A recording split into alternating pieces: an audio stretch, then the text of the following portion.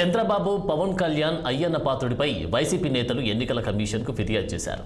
ఎన్నికల నియమావళికి విరుద్ధంగా వ్యవహరించి సీఎం జగన్పై వ్యక్తిగత విమర్శలు, దూషణలు చేసిన చంద్రబాబుపై చర్యలు తీసుకోవాలని కోరుతూ ఎన్నికల కమిషన్కు ఫిర్యాదు చేశారు. అదేవిధంగా జగన్పై ఈ నెల 17న మచిలీపట్నంలోని బహిరంగ సభలో పవన్ కళ్యాణ్ అనుచిత వ్యాఖ్యలు చేశారని, ఈ నెల 16వ తేదీన నర్సీపట్నంలో ఎన్నికల ప్రచారంలో చింతకాయల అయ్యన్న పాత్రుడు జగన్పై వ్యక్తిగత విమర్శలు చేశారన్న ఆరోపణల ఫిర్యాదులో పేర్కొన్నారు.